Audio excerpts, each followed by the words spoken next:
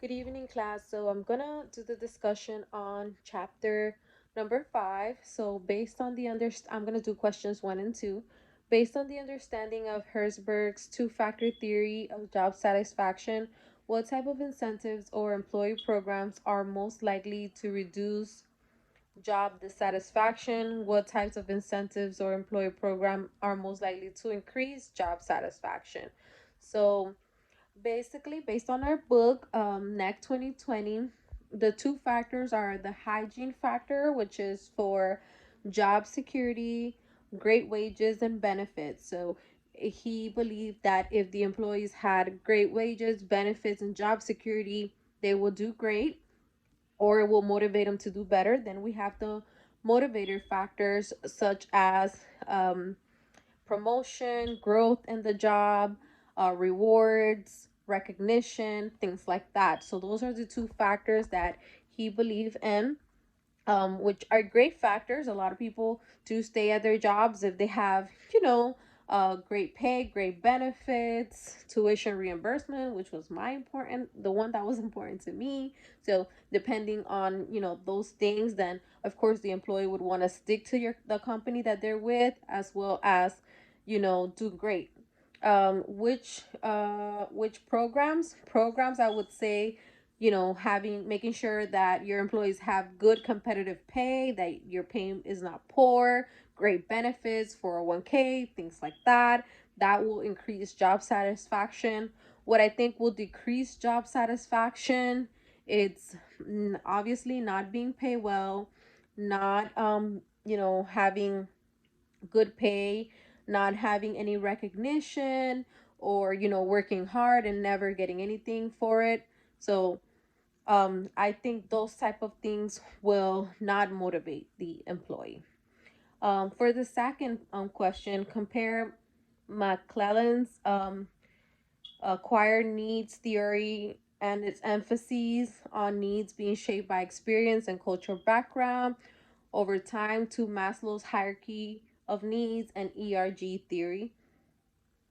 So basically, for McClellan's theory, they're saying that you you need three things, which are need for affiliation, need for power, and need for achievement.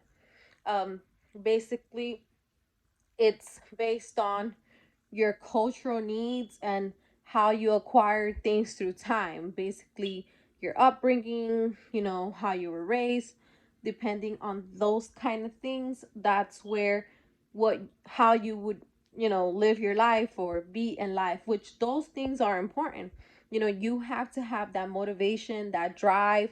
You have to have the willpower to make your life better.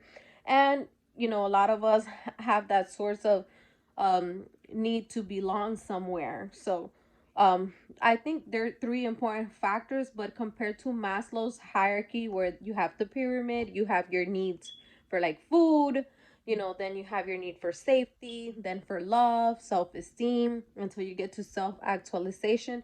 It's very different, because if you think about it, as children, we do need like food, we do need water, we do need all those things to survive. We need our parents, which is our safety. Then we need their love and their security so that we can have self-esteem. And then, based on if we get all those things, then we become, better individuals, better humans. um Obviously, there's cases where there's children that don't have that also become successful. But for the most part, I would say that if you have, if you were, for example, um given everything in that order, or have one thing and not have the other, it may depend on how you are as an individual, your upbringing, the way that you were raised. um what were you giving? Did you have a two-parent home or a one-parent home? Or, you know did you lack anything? Did you lack love? Did you lack someone pushing you, motivating you when you were a kid? So I think his focus on more of those things.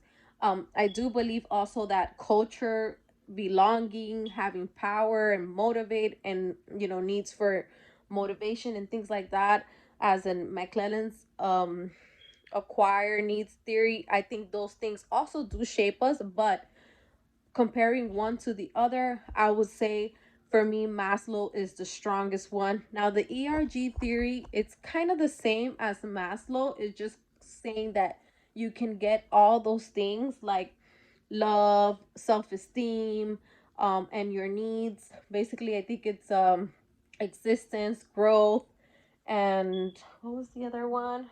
Existence, growth, um so it's those three. I'm sorry, kind of got confused there. But what it's saying is that you can get those at any time instead of having them in a specific order.